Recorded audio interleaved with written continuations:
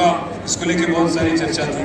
पर आज 9.5 साल के बाद आज जो अमन, जो शांति, और ये आप भी जानते हैं मेरे से अच्छी तरह, मैं आज आपको एक वादा देने आया यहाँ पे, एक वादा करने आया आपको यहाँ पे। मुझे बहुत दुख होता है जब मैं देखता हूँ कि बाकी हैदराबाद आगे बढ़ रही है, पर यहाँ पे जो विधायक है उनकी फोकस नहीं है गोशा महल के इश्यूज पे, गोशा महल के सड़कों के बारे में, बिजली के बारे में, यहाँ पे जितने गरीब है उनके बारे में फिक्र नहीं। आज मैं एक परमिशन दिया जाता है, वैसे ही गोशा महल में भी दिवाली और टाइम पे साथ ही साथ मैं आपको 3 तारीख कॉन्स्टिट्यूएंसी को यहाँ के विधायक ने अनाथ बना दिया।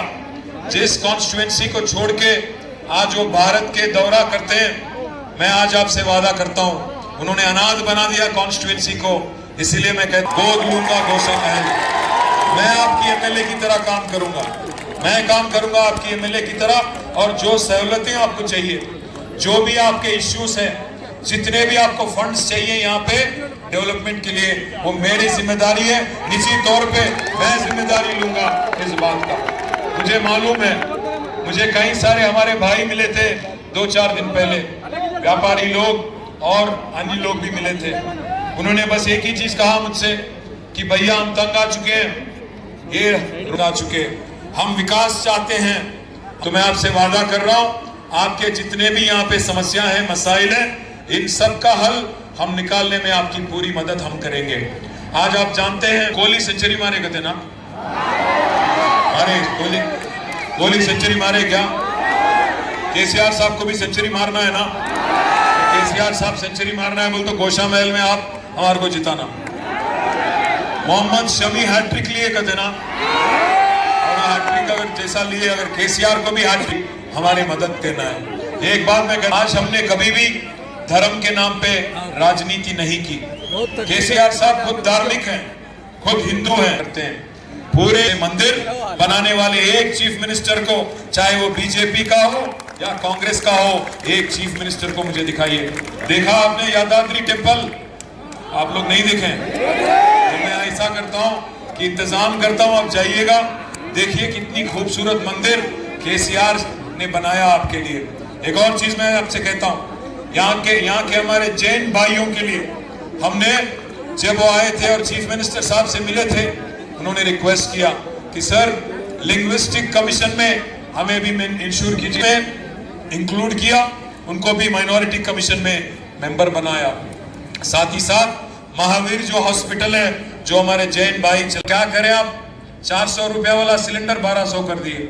इसलिए मैं बोलता हूँ मेरे बहनों से, भाइयों से, केसीआर साहब इस बार जब तीसरी बार चुन के मुख्यमंत्री बनेंगे, आप लोगों के लिए 4 खुशखबरी है, 4 नए स्कीम चालू कर रहे हैं। पहली बात तो ये कि हमारे बहनों के लिए जो मोदी साहब बढ़ा दिए, 400 से 1200 कर दिए सिलेंडर, वो ऊपर का जो 800 है उसको स्टेट गवर्नमेंट सब्सिडाइज करेगी, आपको 400 रुपए में सिलेंडर देना हमारी वादा है। दूसरा वादा है, जो 18 साल के ऊपर जो महिलाएं हैं उनके लिए एक नया प्रोग्राम हम लोग शुरू कर रहे हैं, चालू कर रहे हैं, जिसका नाम है सौभाग्य लक्ष्मी।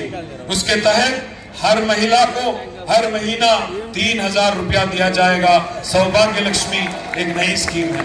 तीसरी बात, जिस किसी के पास भी व्हाइट राशन कार्ड है, जिस किसी के पास भी व्हाइट राशन कार्ड है, उनके लिए 2 अलग नए स्कीम चालू किए जा रहे हैं। उसमें से एक है अन्नपूर्णा स्कीम, जिसमें आज जो मोटा चावल दिया जाता है राशन में, उसको हटा के बारीक चावल दिया जाएगा, फाइन राइस, सन्न बियम इयडम जरूरतुंदी। और आखिरी बात मैं कहता हूं, आज गरीब है गोशा महल में भी काफी बड़े तादाद में।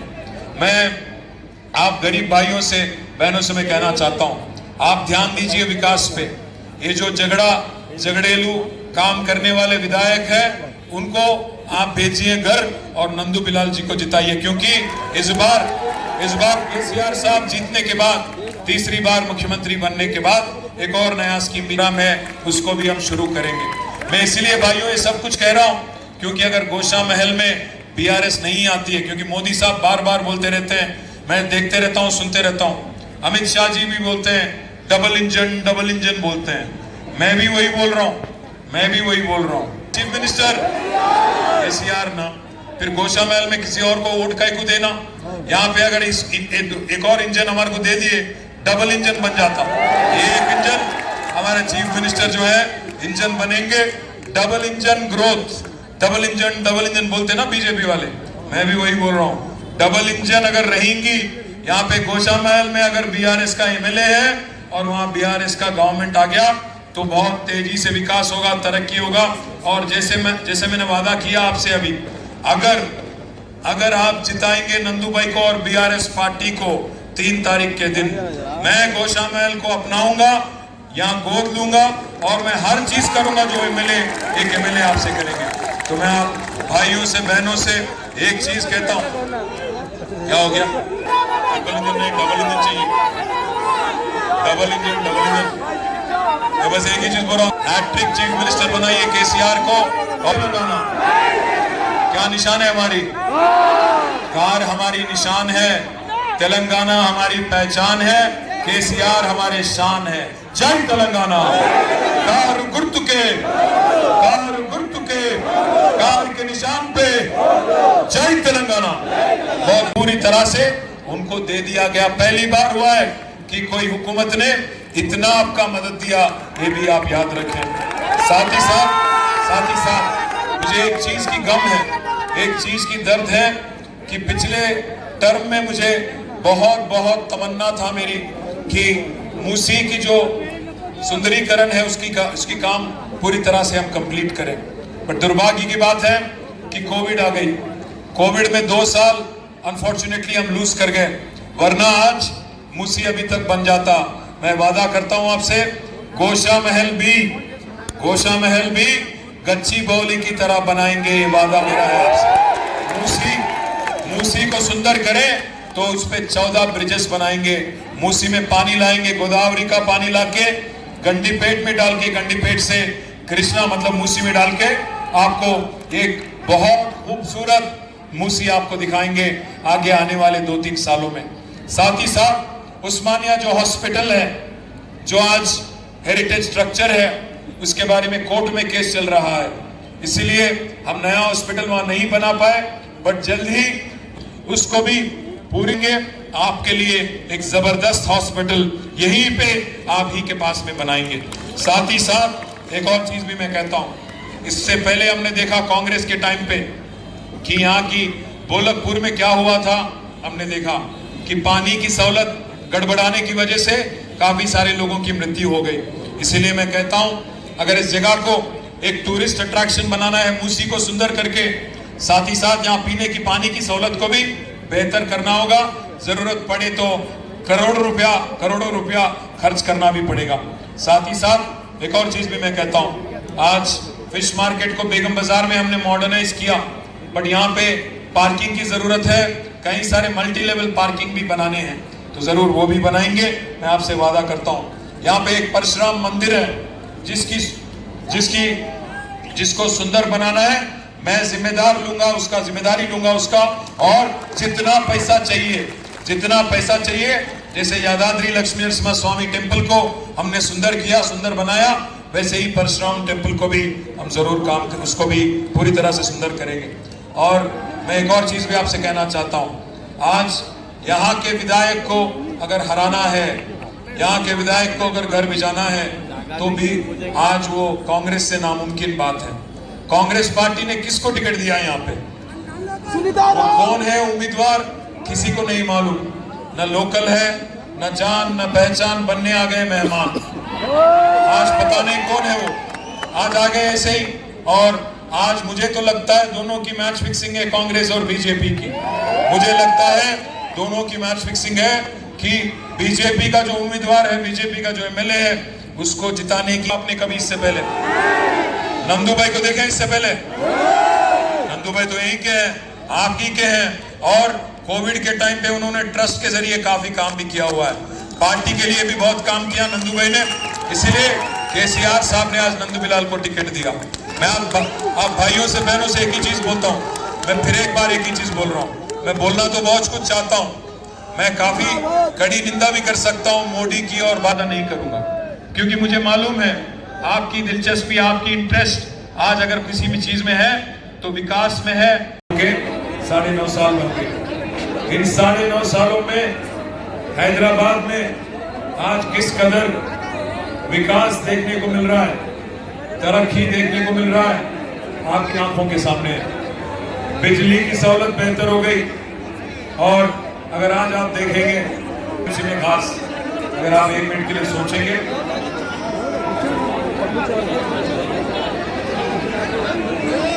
आज अगर आप सोचेंगे 2 मिनट के लिए, यहाँ के आपके विधायक, यहाँ के आपके एमएलए गोशा महल की विकास और गोशा महल की डेवलपमेंट के बारे में उनको कोई फिक्र नहीं, कभी सोचते नहीं, कभी नहीं सुना जरा। उनको एक ही चीज का फिक्र है, हमेशा हिंदू मुस्लिम करके झगड़ा, हम हमेशा हिंदू मुस्लिम करके झगड़ा चालू करना, 4 वोट लेना, जीतना, ये आदत। यहाँ के बसने वाले हमारे भाई बहन काफी सारे लोग हैं। आज मैं आपसे एक चीज जरूर कहूंगा, जब तेलंगाना बनी थी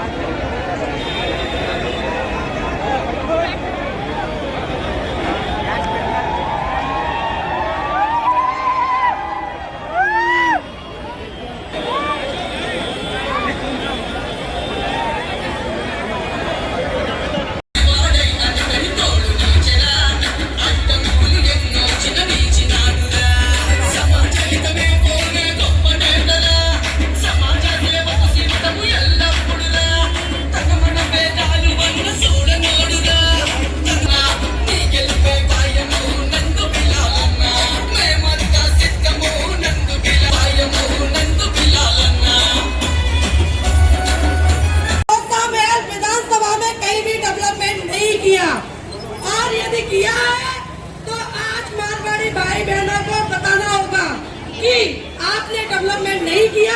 यही कारण है कि हम बीआरएस पार्टी को चुनने जा रहे हैं। कहीं ना कहीं आज जब बीआरएस पार्टी के कैंडिडेट नंदू बिलाल जी को अगर आप चुनते हैं, आप नंदू बिलाल जी को पिछले 25 सालों से समाज सेवा करते हुए देख रहे हैं और यदि उन्होंने किसी का भी दिल दुखाया हो तो आप सभी गवाह हैं, क्योंकि वो हमेशा दिल से सभी की सेवा करते हैं। उन्होंने कोविड जैसी थी को आपके एमएल उस ऐसी कठिन परिस्थिति में नंदू बिलाल जी ने सब कुछ भुलाकर हर बात को साइड में रखकर जनता के हर अच्छी बातों को ध्यान में रखकर उस ऐसी कठिन परिस्थिति में अपने आप आपको हर वो संभव प्रयास दिया, आपको हर कोशिश दी जो एक जनता तक पहुंचनी चाहिए थी। क्या आज हम मारवाड़ी भाई बहनों का अधिकार नहीं है? हमारा ये है मतों का उच्च स्तर से और अधिक से अधिक मतदान देकर आज उस व्यक्ति को प्रतिनिधि विधानसभा में जाकर हमारी समस्याओं को गिनाए, जो विधानसभा में जाकर हमारे लिए वहाँ से स्कीमों को लाए। आज आप सभी लोग आपने इतने समय तक अपना वोट